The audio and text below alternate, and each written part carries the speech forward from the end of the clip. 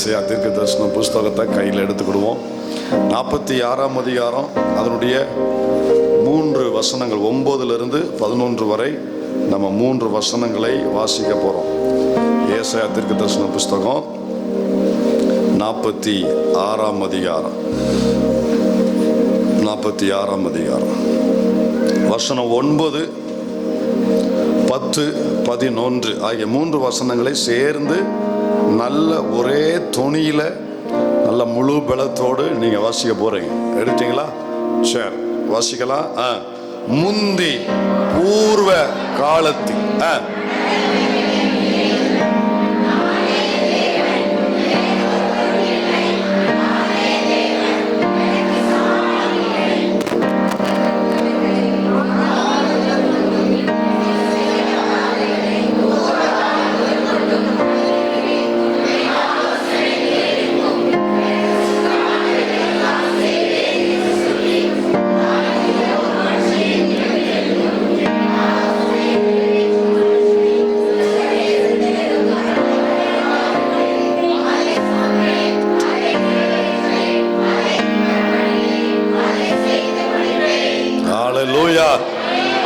கண்களை மூடி கர்த்தரை நோக்கி நம்ம பார்க்கலாம். தேங்க்யூ அப்பா, உமக்கு ஸ்தோத்திரம்.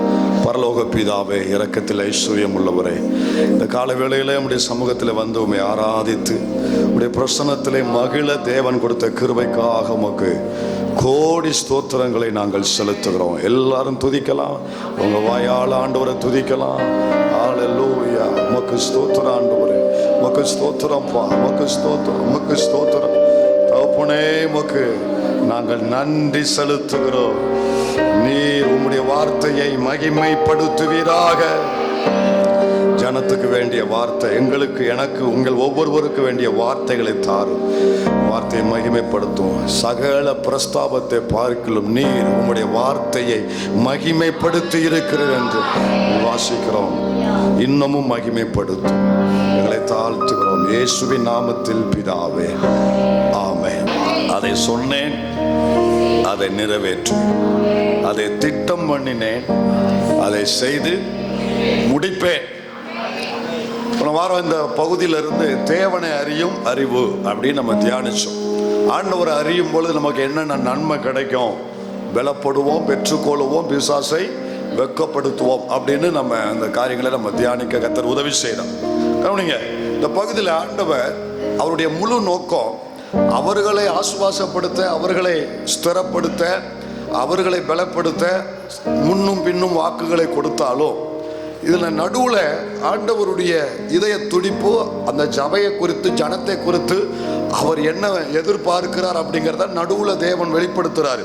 என்ன வெளிப்படுத்துறாரு? நானே தேவன், வேறொருவரும் இல்லை. நானே தேவன், எனக்கு சமானம். அல்லேலூயா.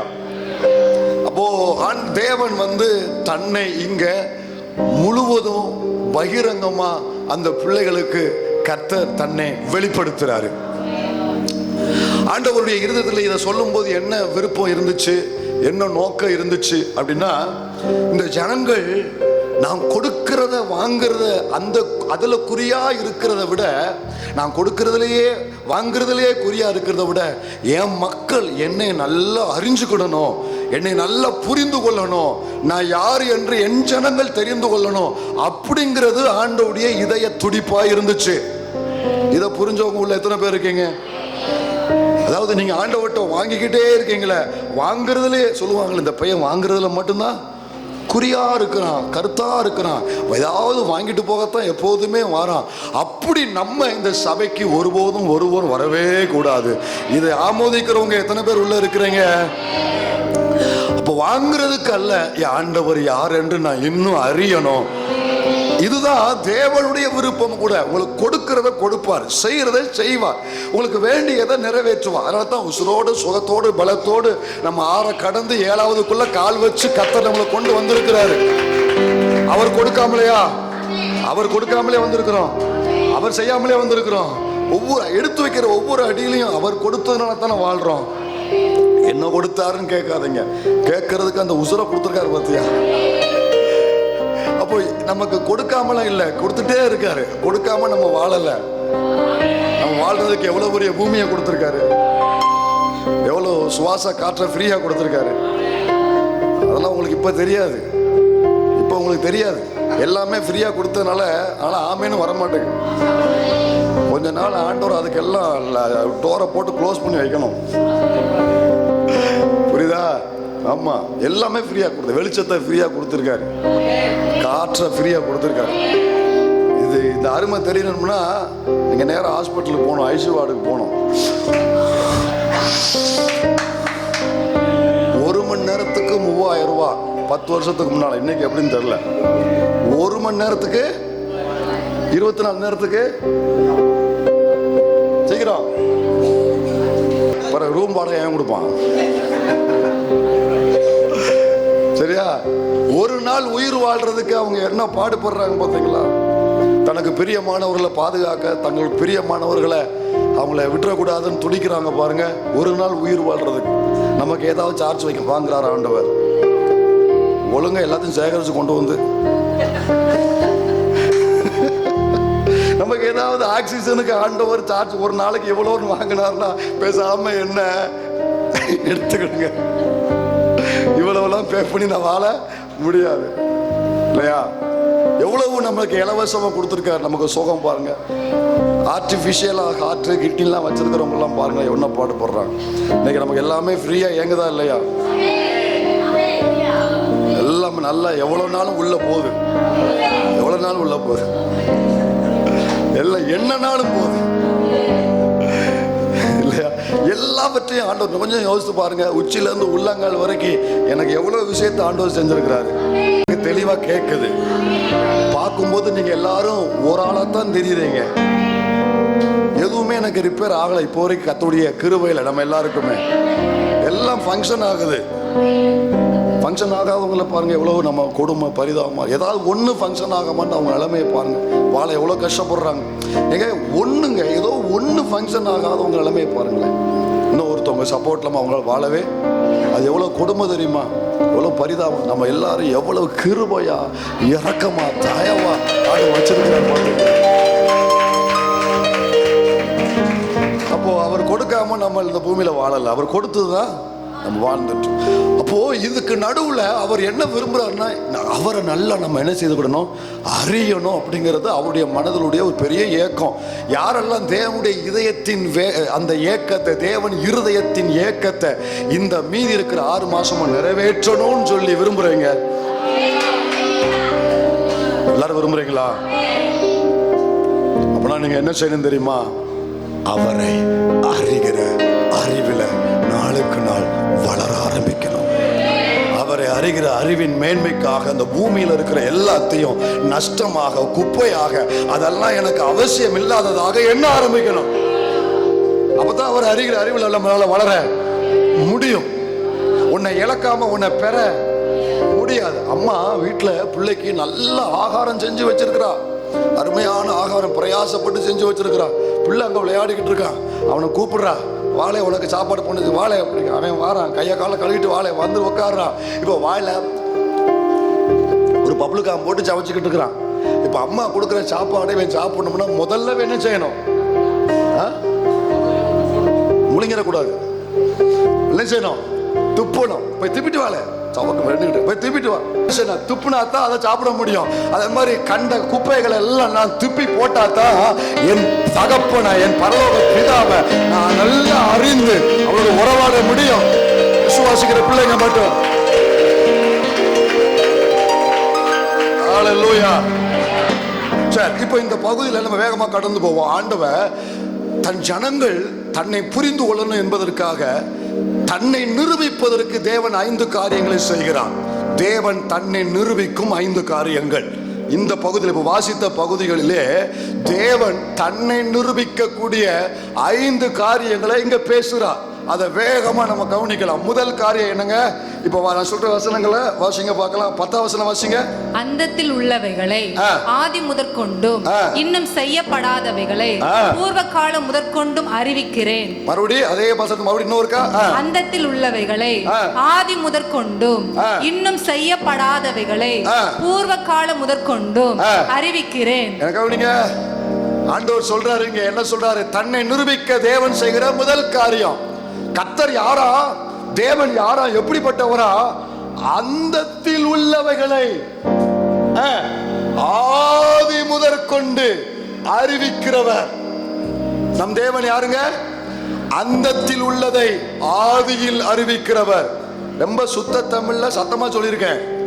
அந்தத்தில் உள்ள, அந்தம் அப்படிங்கிறதுலாம் நீங்க ஒரு மந்தமா இருக்கிறத பார்த்தா எனக்கு பயமா இருக்கு. அந்தம் அப்படிங்கிறதுனா அந்தத்தில் உள்ளவைகள்லாம் முடிவு காலத்தில், வரும் காலத்தில், எதிர்காலத்தில் அப்படின்னு அர்த்தம். சரியா? இப்ப புரிஞ்சுட்டா? அப்போ அந்தத்தில் உள்ளதை, எதிர்காலத்தில் உள்ளதை ஆதியிலே அறிவிக்கிறவர் தான் என் தேவன்.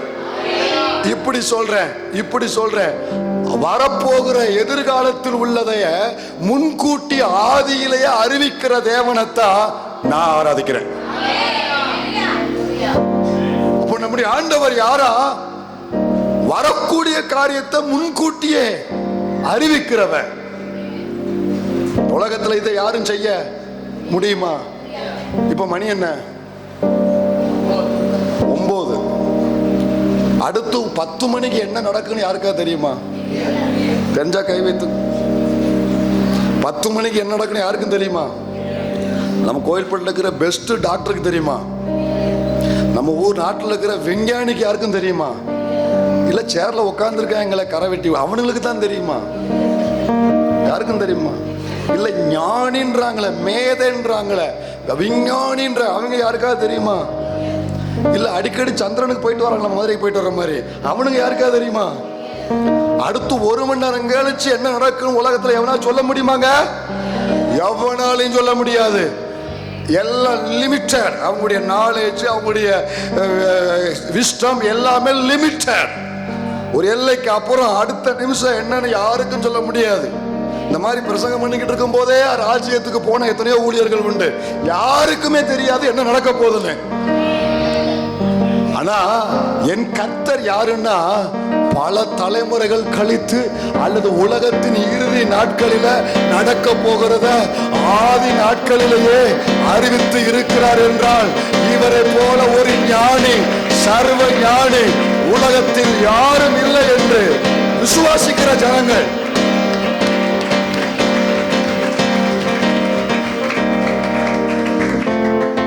ஆண்டவர் யாருன்னு தெரியுதா?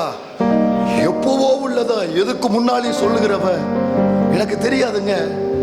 தெரியாத மனிதன் அறியணும்னு விரும்பிதான் கண்ட இடத்துக்கு போறான். அடுத்து என்ன நடக்கும், அடுத்த வருஷம் என்ன நடக்கும், என் பிள்ளை கல்யாணம் முடிக்குமா, வீடை கட்டிடலாமா, கொஞ்சம் பார்த்து சொல்லு. இது சரியாகலன்னா அடுத்த ஆள், இந்த ஜோசியமா இங்க பாருங்க, அது பார்த்து சொல்லு. ஏன் மனுஷனுக்கு என்னன்னா, அவன் அறிவு இதுக்கப்புறம் தாண்டாது. இந்த செவருக்கு அங்கிட்டு அவன் அறிவை வச்சு யோசிக்க முடியாது. வாழ்க்கையில அடுத்த நிமிஷத்துக்கு அவன் அறிவு போகாது. நீ எவ்வளவு விஞ்ஞானியா இருந்தாலும் அடுத்த 1 மணி நேரத்துக்கு உன் ஞானம் போகாது. ஆனா எனக்குள் வாழ்கிறவரும் நான் ஆராதிக்கிறவரும் என்னை தெரிந்து கொண்டவருமாகிய இந்த தேவன் யாருன்னா, அந்தத்தில் உள்ளதை ஆதியிலேயே அறிவிக்கிற கர்த்தர் என்னுடைய தேவன். ஒவ்வொரு பரிசுத்தவான்களுக்கு இதை செஞ்சிருக்காருங்க.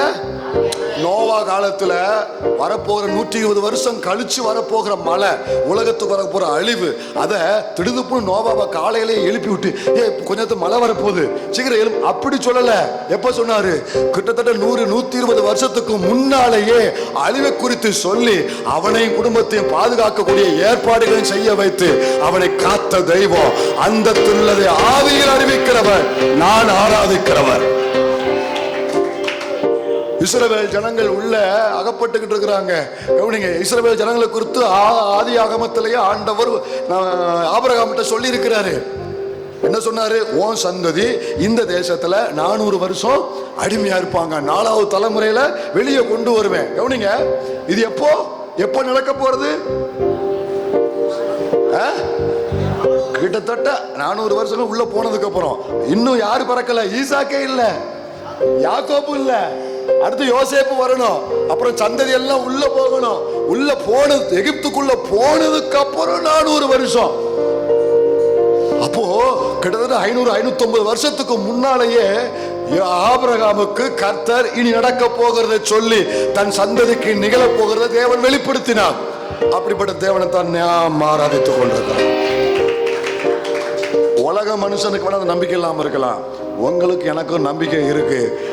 என் எதிர்காலம் எப்படி இருக்கும், என் பிள்ளை எதிர்காலம் எப்படி இருக்கும், இந்த ஊழிய எதிர்காலம் எப்படி இருக்கும் எனக்கு தெரியும்.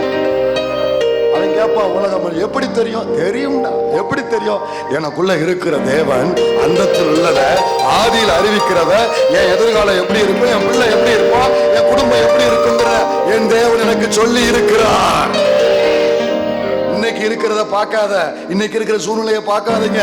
அவங்கள்ட்ட நீங்க சொல்லுங்க, இன்னைக்கு இப்படித்தான் இருக்கும், இன்னைக்கு இப்படித்தான் இருக்கும், இன்னைக்கு இப்படித்தான் இருக்கும். இதை பார்க்காத, ஆனா இனி வரப்போகிறத நான் விசுவாச கண்கள்ல பார்க்கிறேன். கர்த்தர் எனக்கு சொன்ன வார்த்தையை வச்சு நான் பார்க்கிறேன்.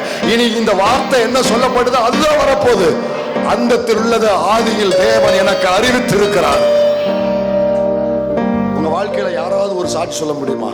எனக்கு ஏற்கனவே பாசம் இன்னைக்கு நடக்கிறது இல்லது இதுக்கு முன்னாடி நடந்திருக்கிற காரியத்தை ஏற்கனவே தேவன் முன்னால எனக்கு சொல்லி அது அப்படியே என் வாழ்க்கையில நடந்துச்சு, நடக்கிறது, அப்பதான் நான் பார்த்து இருக்கிறேங்கிறவங்க யாரா இருக்கீங்களா?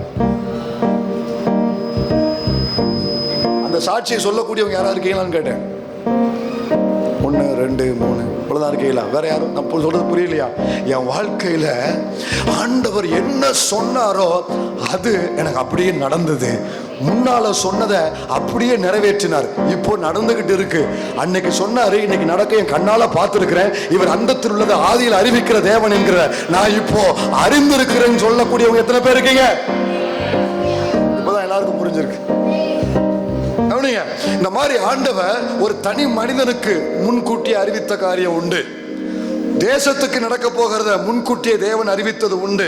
உலகத்தின் முடிவுல தேவன் நடக்க போகிறத முன்கூட்டி, இப்படி ஏராளம் நூற்றுக்கணக்கான காரியம் இந்த வேதத்தில் அடைக்கப்பட்டிருக்குது.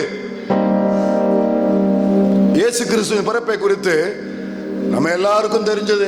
இன்று கர்த்தராகிய கிறிஸ்து ரட்சகர் உங்களுக்காக தாவீதின் ஊரிலே பிறந்திருக்கிறார். பிள்ளையை துணையில் சற்று முன்னே கிடைத்திருப்ப காண்பீர்கள்.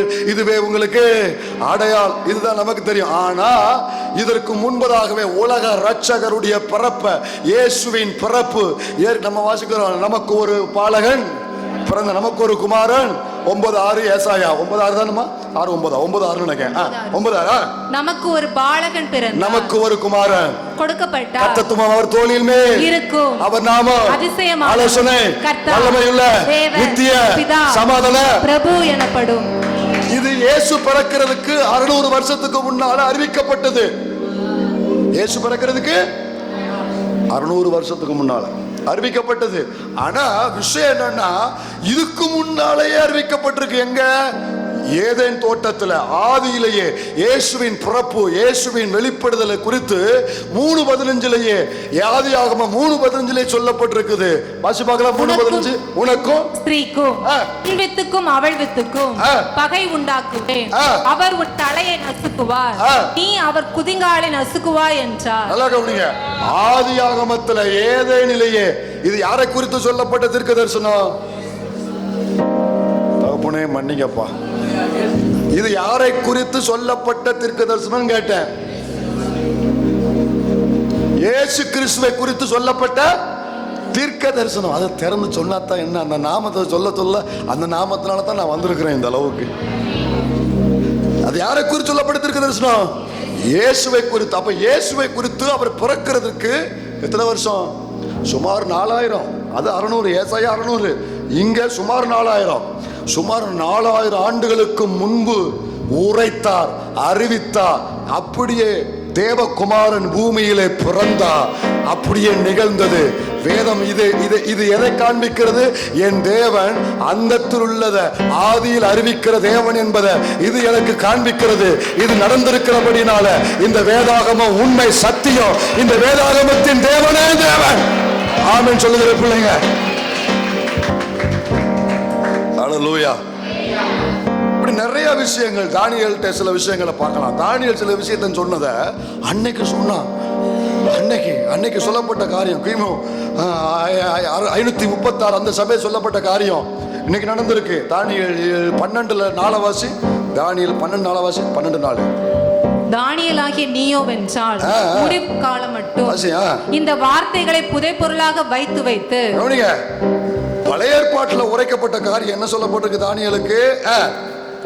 புதைப்பொருளாக வைக்க நான் உனக்கு வெளிப்படுத்தின எல்லாத்தையும் என்ன செய்ய? புதைப்பொருளா வைத்து இந்த புஸ்தகத்தை முத்திரை போடு. அப்பொழுது அநேகர் இங்கும் அங்கும் ஓடி ஆராய்வார்கள். தானியேல் சொல்லப்பட்டு நிறைய பேருக்கு அந்த 6ஆம் அதிகாரம் வரைக்கும் இன்ட்ரெஸ்டா வாசிப்பாங்க. அதுக்கப்புறம் ஒன்றும் கொம்பு, அதுக்கப்புறம் குதிரை, அதுக்கப்புறம் மிருகம், இதெல்லாம் என்னன்னு சொல்லி எல்லாரும் ஸ்கிப் பண்ணிடுவோம். ஆனா இது எல்லாமே கடைசி காலத்தில் நடப்பதை தேவன் உருவகப்படுத்தி ஆண்டவர் அங்க ஓமையாக அங்க சொல்லி இருக்கிறாரு. அத சொல்லிட்டு இப்ப எவனுக்கும் புரியாது. இப்ப நீ என்ன போட்டு வை? என்ன போட்டு வை? முத்திரை. இப்ப யாருக்குமே புரியாது. இப்ப முத்திரையை போட்டுக்கோ.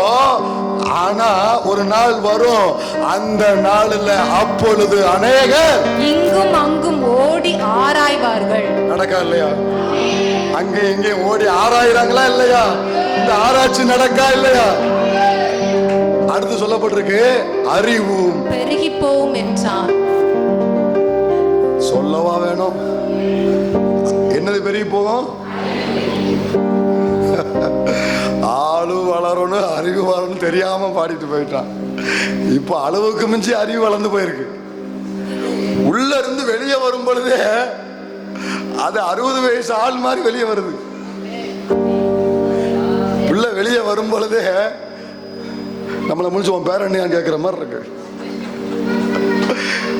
உண்மையா இல்லையா? ஏ தாத்தாக்களா, ஏ பாட்டிகளா சொல்லிட்டு உண்மையா இல்லையா? அறிவு இன்னைக்கு பெருத்திருக்கா இல்லையா?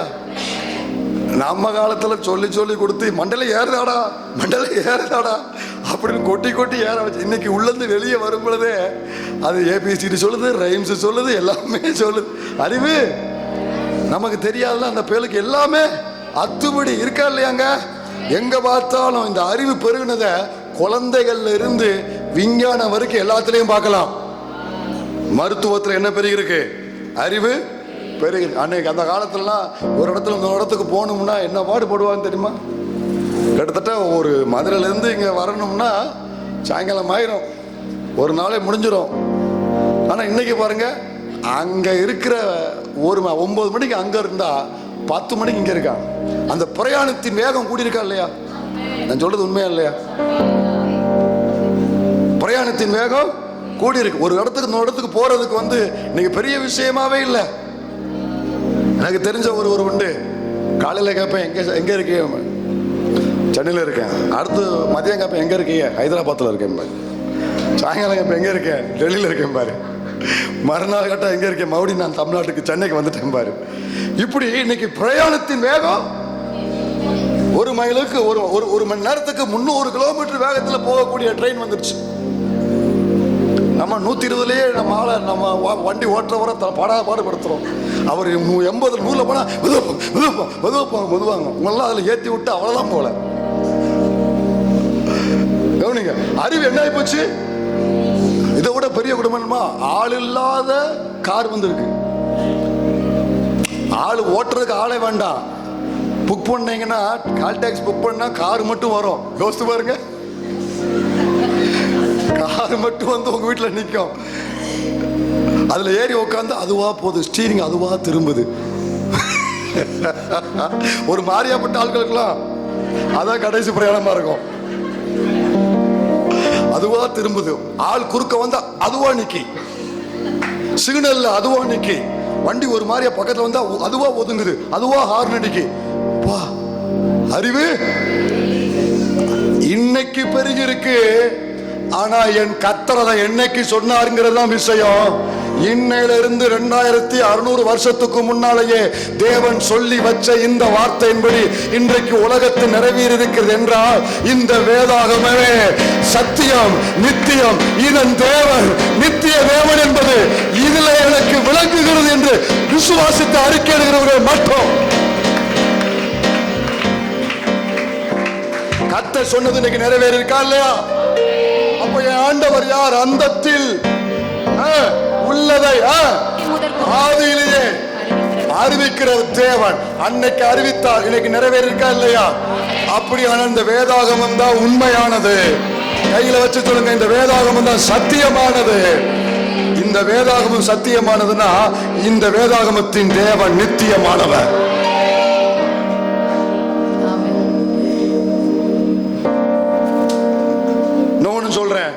இந்த மாதிரி ஏகப்பட்ட கடைசி காலத்து ராஜ்யங்களை குறித்து ஆண்டவர் நிறைய சொல்லியிருக்கார். இந்த தானியேலுக்கு எத்தனை ராஜாக்கள் வருவாங்க, என்னென்ன ராஜாக்கள் வருவாங்க, அதுல ஒருத்தனை துல்லியமா சொல்றேன். உங்க எல்லாருக்கும் தெரிந்தவன் தான் அவன். நீங்க எல்லாரும் ஹிஸ்டரியில படிச்சு கண்டிப்பா வந்திருப்பீங்க. ஒருத்தனை நான் துல்லியமா சொல்றேன், கவனிங்க. சரித்திரத்துல முதல் முதல் முதல் வல்லரசாய் உலகத்துல இருந்தது பாபிலோன், மன்னிக்கவும், எகிப்து. எகிப்து. அதுக்கு அடுத்து வந்தவன் அசீரியன், அடுத்து வந்தவன் பாபிலோன், அதுக்கு அடுத்து வந்தவன் மேதிய பெர்சியா, அதுக்கு அடுத்து வந்தவன் கிரேக். கிரேக்னு உடனே யார் ஞாபகம் வரணும்? தி கிரேட் அலெக்சாண்டர். படிச்ச பிள்ளைங்களா இருக்கீங்களா?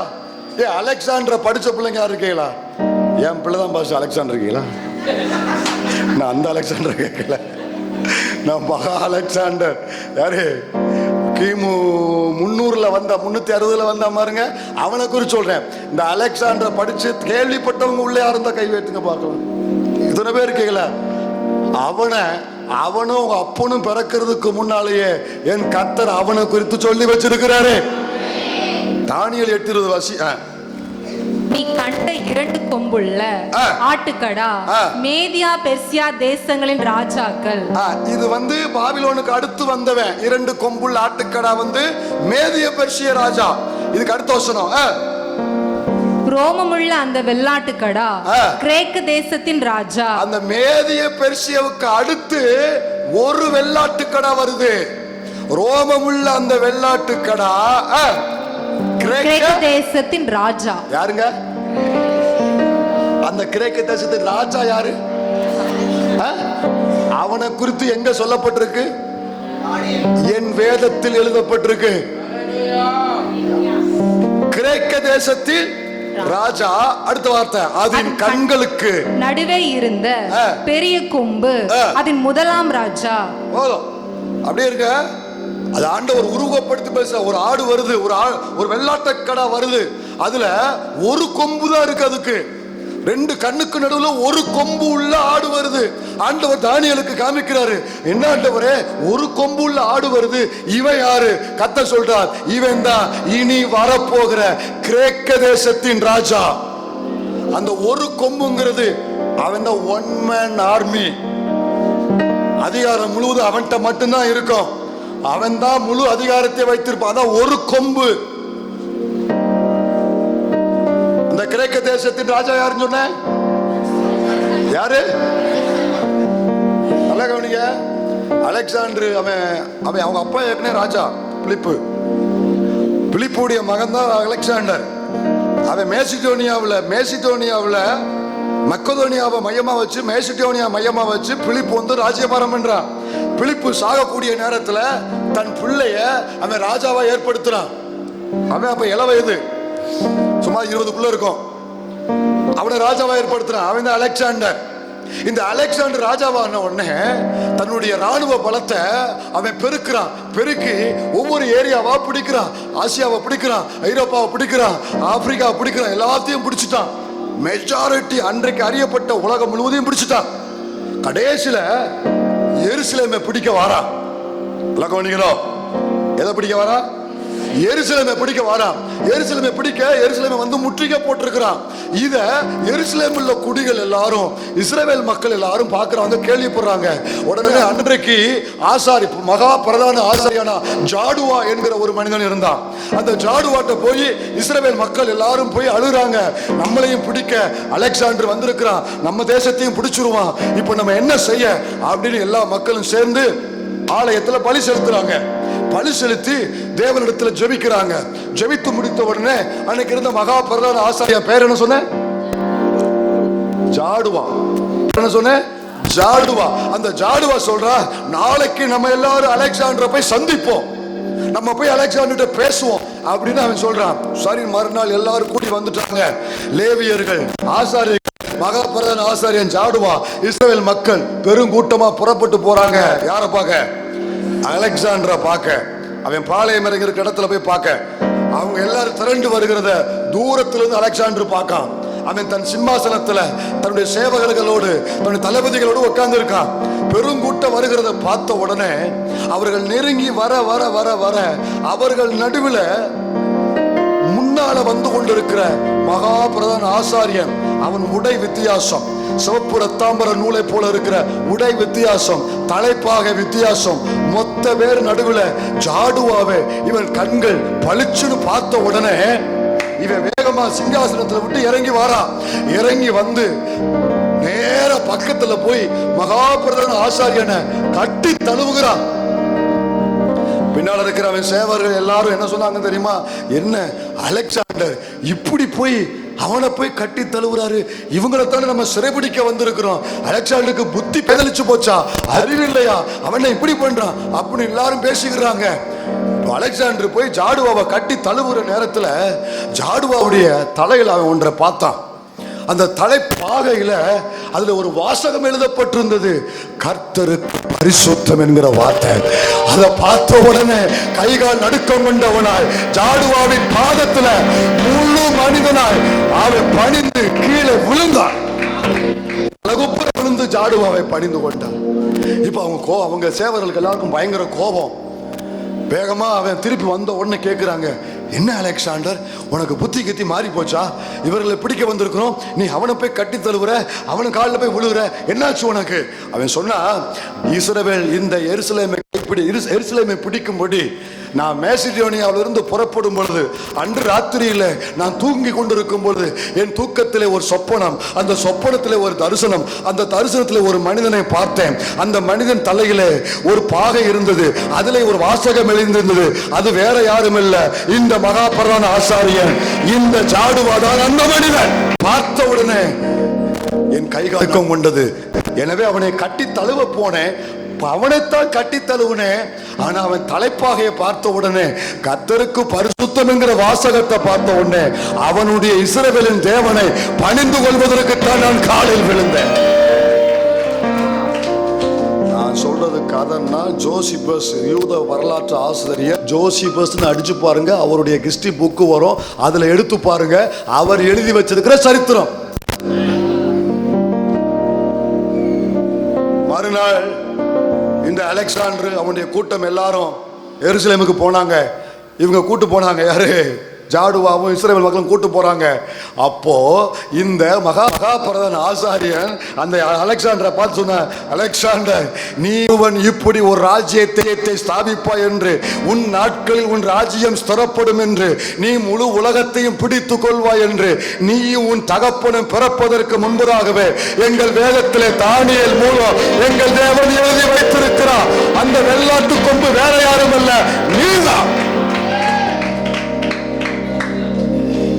தானியேல் 8 எடுத்து அவனுக்கு வாசித்து காட்டின உடனே நடுக்கம் உண்டவனாய் ஆலயத்தில் வந்து பலி செலுத்தி எருசலேமை பிடிக்காமல் திரும்பி போனவன். அது மட்டுமா, இஸ்ரவேலர்களுக்கு அவன் அதுல இருந்து வரி விதிக்கவே இல்லை, இஸ்ரவேலுக்கு வரி விதிக்கவும் இல்லை, அவளை சிறைபிடிக்கவும் இல்லை, அங்கிருந்து புறப்பட்டு போனான். ஐயா, இதை நான் எதுக்கு சொல்றேன்? ஒரு பக்கம் இது எல்லாமே சரித்திரத்தில் நடந்திருக்கு, இது நடக்கும் என்பதை தேவன் ஏற்கனவே அறிவித்து வைத்திருந்தார். அப்படியானால் இந்த வேதம் சொன்னபடி நடந்திருக்கிறதா? கை உயர்த்தி சொல்லுங்க, வேதத்தை உயர்த்தி சொல்லுங்க, இந்த வேதம் தான் சத்தியமானது, இந்த வேதத்தின் தேவன் தான் நித்தியமானவர்.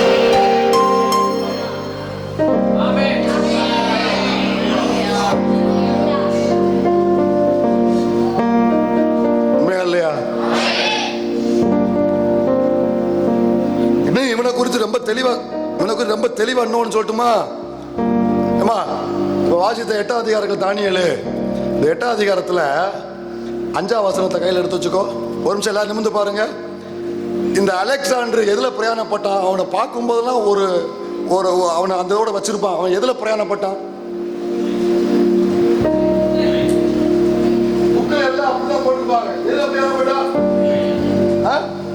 அலெக்சாண்டருடைய பிரயாணம் முழுவதும் எதுல தாங்க இருந்துச்சு? குதிரை. நீங்க பாத்தீங்கன்னா அவன் படம் முழுவதும் அப்படித்தான் இருக்கும், குதிரையில போற மாதிரி தான் இருக்கும், குதிரையில தான் பிரயாணப்பட்டிருப்பான். கிறிஸ்டி டீச்சர் கை வைத்துங்க, இருக்கேல அப்ப உங்களுக்கு தெரிஞ்சிருக்கும். அவன் முழுவதும் எதுல பிரயாணப்படுவான்? குதிரையில தான் அவனை பார்க்க முடியும். எப்போ குதிரை, எல்லா இடத்துல குதிரை தான் பிரயாணப்படும், கடைசி வரை குதிரை தான் பிரயாணப்பட்டான்.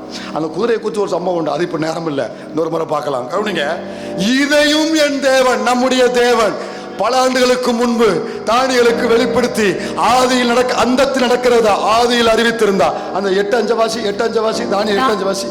நான் அதை கவனித்துக் கொண்டிருக்கையில் இதோ மேற்கே இருந்து ஒரு வெள்ளாட்டு கடா. என்ன கடா? வெள்ளாடு. அவன் தான் கிரேக்க தேசம் அதிபதி ராஜா. வெள்ளாட்டு கடா நிலத்திலே கால் பாவாமல், நிலத்திலே கால் பாவாமல். அம்மா தாயே, தகப்பனே, சகோதரா சகோதரி, வார்த்தை நல்லா உன்னிப்பா கவனி. மறுபடி நிலத்திலே கால் பாவாமல், நிலத்திலே கால் பாவாமல். அப்படின்னா என்ன அர்த்தம்? அவன் நடந்துல எங்கேயும் போக மாட்டான், அவன் குதிரையில மட்டும்தான் போவான். அவனுடைய வாகனத்தை முதற்கொண்டு கர்த்தர் முன்னறிவித்து வைத்திருப்பார் என்றால் இந்த தேவன் எப்படிப்பட்டவர் என்பதை சபை புரிந்து கொள்வதாக.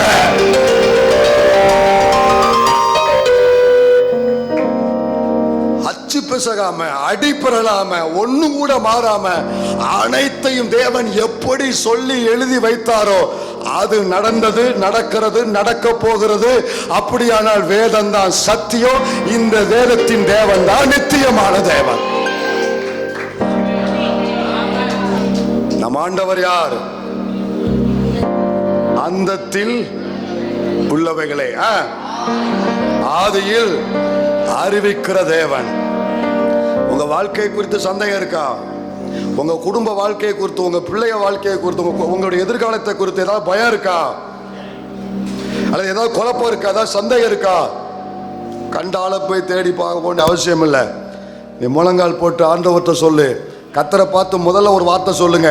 என்ன சொல்லணும்? ஆண்டவரே, நீர் அந்தத்தில் உள்ளவைகளை ஆதியிலே அறிவிக்கிற தேவன் தான் நான் ஆராதிக்கிற என் தேவன்.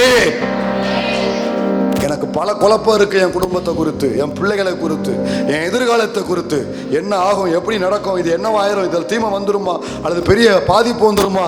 நான் பல விதத்தில் அங்கலாய்க்கிறேன். அங்கலாய்ப்பை யார்ட்டையும் போய் சொல்லணும் அவசியம் இல்லை. மனிதர்கள் புரிந்து கொள்ள மாட்டாங்க, அல்லது உள் வாங்கிக்கிட்டு அதையே வேதனையா மாத்திடுவாங்க. இதை விட பெரிய வேதனையை அவர்கள் நீ போய் பிரச்சனையை வேதனை குறையணும்னு சொல்லுவீங்க. ஆனால் அதனால தான் பிரச்சனையே அதிகமாகும். அதெல்லாம் நிறுத்திட்டு ஆண்டவர்கிட்ட போய் நீங்க ஜெபிக்கிறதுக்கு முதல்ல இந்த வார்த்தையை சொல்லுங்க. கர்த்தரை பார்த்து இதை சொல்லுங்க. என்ன சொல்லணும்? நீ அந்தத்தில் உள்ளதை ஆதியிலேயே.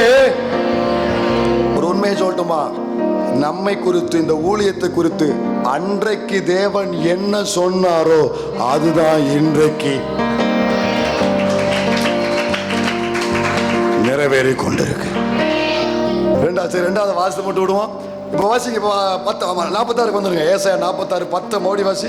அந்தத்தில் உள்ளவைகளை ஆதி முதற்கொண்டு இன்னும் செய்யப்படாதவைகளை, இன்னும் செய்யப்படாதவைகளை, செய்யப்படாதவைகளை, என் வாழ்க்கையில இன்னும் செய்யப்படாதவைகளை, என் குடும்பத்துல இன்னும் செய்யப்படாதவைகளை, என் ஊழியத்துல இன்னும் செய்யப்படாதவைகளை, வாக்கு கொடுத்தும் இன்னும் செய்யப்படாதவைகளை, செபித்தும் இன்னும் எதிர்பார்த்தும் இன்னும் செய்யப்படாதவைகள்.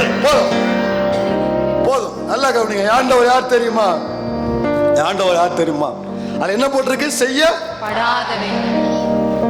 செய்ய முடியாதவைகள் அல்ல, செய்யப்படாதவைகள். பெரிய வார்த்தையை சொன்னேன். ஒரு பெரிய ஆமெனை எதிர்பார்த்தேன். என் வாழ்க்கையில சொல்லியும் எனக்கு வாக்கு கொடுக்கப்பட்டும், நீங்கள் பல வருஷமாய் நீங்கள் ஜெபித்தும், நீங்கள் எதிர்பார்த்து காத்திருந்தோம், இன்னும் செய்யப்படாமல் சில காரியம் இருக்கு பாஸ்டர் அப்படிங்கிறவங்க மட்டும்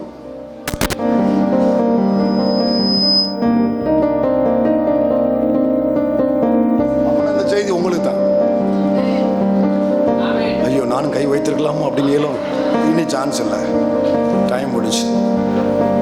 தாயே, தகப்பனே, சகோதர சகோதரி, சொன்னாரு, வாக்கு உரைத்தாரு, நீங்களும் ஜெபிக்கிறீங்க. ஆனா இன்னும் ஏன் கவலைப்படுறீங்க? செய்யப்படல. ஆனா செய்ய முடியாதது அல்ல.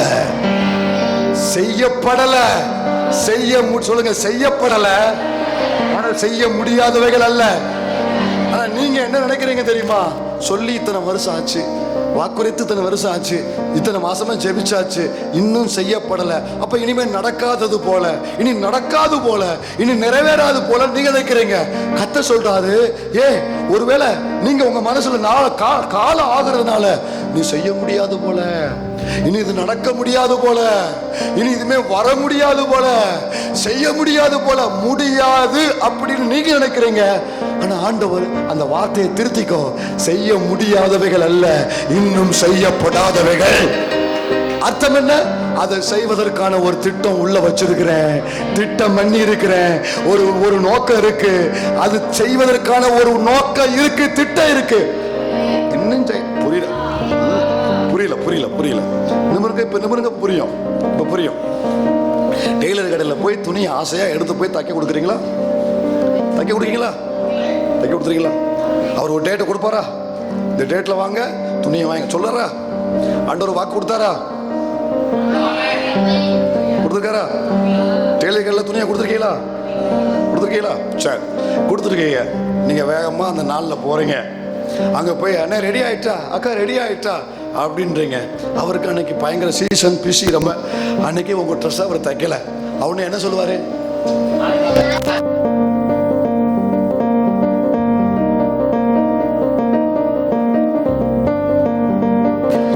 என்ன சொல்லுவாரு? இன்னும் தைக்கல. இன்னும் சொல்லிருக்காங்களா? நிறைய டெய்லர் உள்ள இருக்கையில நீங்க தானே சொல்லுவீங்க, இன்னும் தைக்கல அப்படித்தானே சொல்லுவீங்க. தைக்க முடியாது அப்படி சொல்லுவீங்களா? தைக்க முடியாதுன்னு சொல்லுவீங்களா? என்ன சொல்லுவீங்க? தைக்கலனே, கொஞ்சம் வேலை அதிகம், தைக்கலனே அப்படித்தானே சொல்லுவீங்க. அப்ப அதுல இன்னொரு அர்த்தம் இருக்கு. என்ன அர்த்தம் சொல்லுங்க பார்க்கலாம். இன்னைக்கு தைக்கல, நாளைக்கு உனக்கு நான் தச்சு கொடுத்துருவேன். தைக்க முடியாதவைகள் அல்ல, இன்னும் தைக்கப்படல. துணி இருக்கு, கற்பனையாச்சு, அளவெடுத்தாச்சு, எல்லாமே ரெடியா இருக்கு. தைக்க முடியாதவைகள் அல்ல, தைக்கப்படாதவைகள். அப்படின்னா இனி தைக்க போறவைகள், செய்ய முடியாதவைகள், செய்யப்படாதவைகள். அப்படின்னா இனி செய்ய போகிறவைகள்.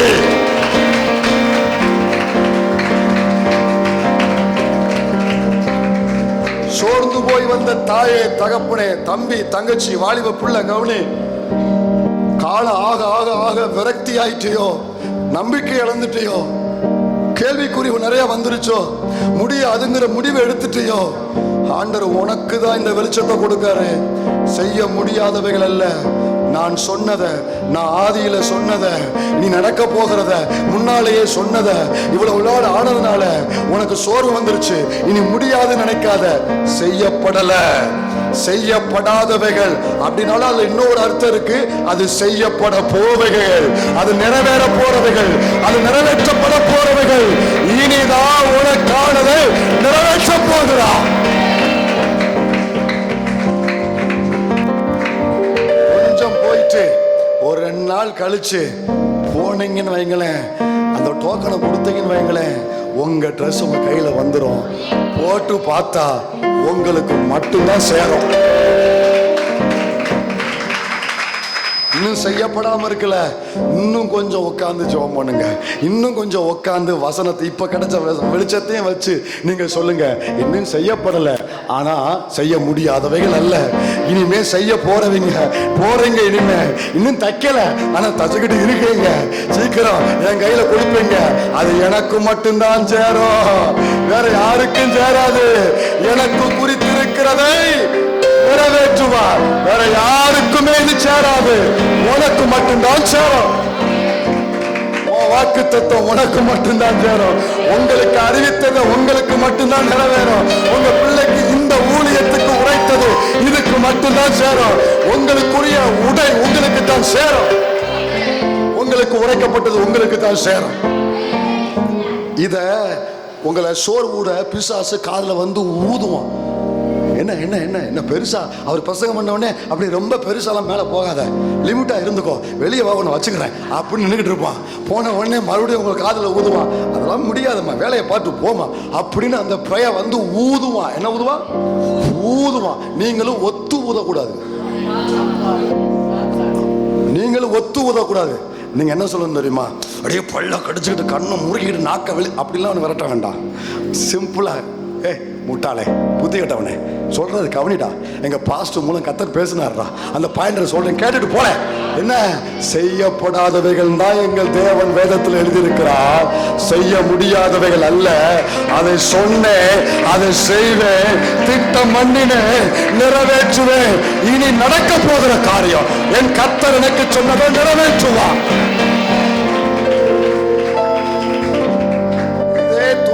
இதே கைதட்டுல, இதே ஆரவாரத்துல அவன்கிட்ட சொல்லணும். அவன் காதுல ஊதும் போது சொல்லி அவனை விரட்டணும். நீங்க சொல்லுங்க, சாதாரணமா சொன்னாலும் போதும். செய்ய முடியாதெல்லாம் ஆண்டவர் சொல்லலையே. மனுஷரால் கூடாததான் தேவனால் செய்ய முடியாதுன்னு சொல்ல. செய்யப்படாதவைகள் இன்னும் செஞ்சுக்கிட்டு இருக்காரு, ரெடி ஆகிக்கிட்டு இருக்கு. ஆன் தி வே. விசுவாசிக்கிறேன். இதை நீங்க விசுவாசிச்சா போதும், வாயால அறிக்கையிட்டா போதும், இதை நீங்க ரிசீவ் பண்ணா போதும். என் கர்த்தர் இப்படிப்பட்டவருங்கிற வெளிச்சம் இருந்தா போதும், செய்யப்படும் உங்க வாழ்க்கை. அப்படியே முழங்கால ஆண்டவர்கிட்ட கேளுங்க. இதுவரை கொண்டு வந்தீங்கப்பா, இதுவரை என்ன என் குடும்பத்தை நடத்தி வந்தீங்கப்பா, இனி என்ன நடத்துவீங்க. அந்த கிருபை எனக்கு இப்போ என் மேல, என் குடும்பத்தின் மேல வைக்கணும். வாத்திறந்து கேளுங்க. எனக்கு உரியது, எனக்கு சொல்லப்பட்டது. ஆமே, கர்த்தர் உங்களோடு பேசியிருந்தா வாய் திறந்து ஜெபிங்க. ஆமே, என்னோடு தேவன் பேசியது, நான் ஜெபித்தது செய்ய முடியாதவைகள் அல்ல. ஆண்டவரே, சொல்ற பிள்ளைகளுக்காக ஸ்தோத்திரம். சொல்லுங்க ஆண்டவர், செய்ய முடியாதவை அல்ல. என் பிள்ளைக்குரிய காரியம், என் சந்ததிக்குரிய காரியம், எங்க ஊழியத்துக்குரிய காரியம், எங்க குடும்பத்துக்குரிய காரியம் செய்ய முடியாதவைகள் அல்ல. அது செய்யப்படல, சீக்கிரம் செய்ய போறீங்க. சொன்ன தேவன் நிறைவேற்றி கொடுப்பீங்க. திட்டம் பண்ணின தேவன் அது நிச்சயமாக அந்த காரியத்தை நீங்க நிறைவேற்றி தருவீங்க. அந்த கிருபை தாங்கப்பா. சோர்ந்து போகாத இருதயத்தை தாங்க, தளராத கரங்களை தாங்க, முடங்கி போகாத கால்களை தாங்க. தொடர்ந்து இதே வேகத்துல நான் பயணிக்க எனக்கு உதவி செய்யுங்க. ஒரு சின்ன பிரச்சனை, ஒரு சின்ன காரியம் என்னை அப்படியே படுக்க வச்சிருதுப்பா, என்னை தொடர முடியாம ஆக்கிறது, எல்லா வசனத்தையும் மறக்க வச்சிருது. நீங்க நிறைய பேசியிருக்கிறீங்க, ஆனா வர்ற ஒரு சின்ன காரியம் எல்லாத்தையும் மறக்க வச்சிருதுப்பா. இன்னைக்கு நீங்க கொடுத்த இந்த உயிர்ப்பிப்பு இனி ஒருபோது இதுல இருந்து நான் கீழே இறங்கி வராதபடி, சோர்ந்து போகாதபடி மட்டும் கிருபை தந்த தேவா, இனிமேலும் தேவ பிள்ளைய இரவும் பகலும் பார்த்து பார்த்து கண்ணு பூத்து போன தேவ தாயை தகப்பன பிள்ளைய, கர்த்தரை நீங்க யாருன்னு புரிஞ்சுக்கோங்க. இந்த சோறு உனக்கு வராது. நான் கேட்கிறேன், உங்க மேல, உங்க பிள்ளைங்க மேல, உங்க குடும்பத்தின் மேல, உங்க எதிர்காலத்தின் மேல உங்களுக்கு இவ்வளவு அக்கறை இருக்குல்ல, உங்களுக்கு இவ்வளவு அக்கறை இருக்குல்ல. ஆனா உங்களுக்கு உரிமை எப்ப கிடைச்சிச்சு? இந்த பூமியில வந்ததுக்கு அப்புறம் தான் உங்களுக்கு உரிமை கிடைச்சிச்சு. நான் சொல்லட்டுமா, உங்களை குறித்து, உங்க பிள்ளைகளை குறித்து, உங்க குடும்பத்தை குறித்து உங்களுக்கு இருக்கிற அக்கறையை விட படைத்த அவருக்கு இருக்கிற அக்கறையும் பொறுப்பு அதிகம் அதிகம் அதிகம். தூங்கும்போது மறந்துட்டு தான் தூங்குற, நீ கூட தூங்கும்போது மறந்துட்டு தான் தூங்க. ஆனா இஸ்ரவேலை காக்கிறவர் உறங்குவதும் இல்லை, தூங்குவதும் இல்லை. தெரியுமா? உன் சந்ததியை, உன் குடும்பத்தை அவர் உறங்காம தூங்காம காக்கிற தெய்வம் தெரியுமா? நீங்க சொன்னவர் நிறைவேற்றுங்க, திட்டம் பண்ணினதை நிறைவேற்றுங்க. ஜனத்தை ஆசீர்வதியும், மகிமைப்படுங்க.